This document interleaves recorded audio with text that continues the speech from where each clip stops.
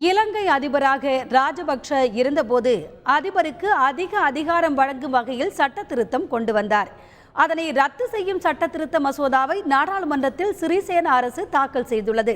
அந்த மசோதா மீது இன்று இலங்கை நாடாளுமன்றத்தில் விவாதம் நடைபெற உள்ளது. இதுகுறித்த கூடுதல் தகவல்களை இலங்கை தலைநகர் கொழும்புவில் இருந்து தருகிறார் நமது மூத்த தொகுப்பாசிரியர் உமாபதி கிருஷ்ணன்.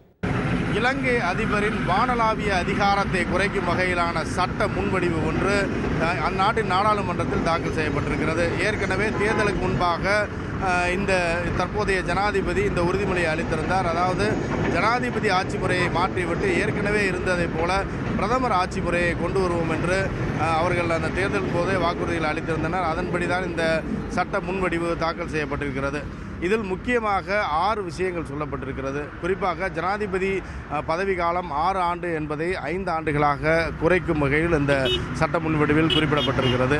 இதேபோல ஜனாதிபதியாக தேர்வு செய்யப்படுவோர் அவருடைய சொந்த பந்தங்களை முக்கிய பதவிகளில் நியமிப்பதை தடுக்கும் வகையிலும் அந்த ஒரு சரத்து சேர்க்கப்பட்டிருக்கிறது. குறிப்பாக பார்த்தால் கடந்த ஆட்சி காலத்தில் ராஜபக்சேவின் சகோதரர் கோத்தபய ராஜபக்சே பாதுகாப்புத்துறை செயலாளராக இருந்தார். அதாவது பாதுகாப்புத்துறை அமைச்சர் என்கிற அந்தஸ்தில் இருந்தார். இதேபோல் பசில் ராஜபக்சே என்கிற அவருடைய மற்றொரு தம்பி நிதித்துறை அமைச்சராக இருந்தார். மற்றொரு சகோதரர் அந்நாட்டு நாடாளுமன்றத்தின் சபாநாயகராக இருந்தார். எனவே இந்த குடும்ப ஆட்சி என்று கடந்த முறை விமர்சிக்கப்பட்டது. அதற்கு முடிவு கட்டும் வகையில் தான் தற்போதைய இந்த சட்ட முன்வடிவு தாக்கல் செய்யப்பட்டிருக்கிறது. அதில் ஜனாதிபதியாக வரக்கூடியவர் அவருடைய சொந்தங்கள் யாரையும் முக்கிய பதவியில் அமர்த்தக்கூடாது.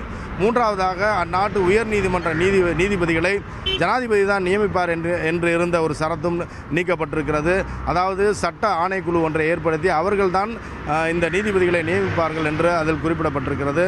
அதே போல 2 முறைக்கு மேல் ஜனாதிபதியாக ஒருவர் பதவி வகிக்க முடியாது என்று இருந்த சட்டத்தை ஏற்கனவே ராஜபக்சே திருத்தினார். அந்த சட்டம் மீண்டும் திருத்தப்பட்டு 2 முறை மட்டுமே ஜனாதிபதியாக இருக்க முடியும் என்று மாற்றப்பட்டுள்ளது.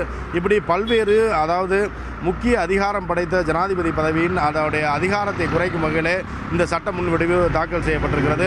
இன்று அது குறித்த விவாதம் துவங்க இருக்கிறது.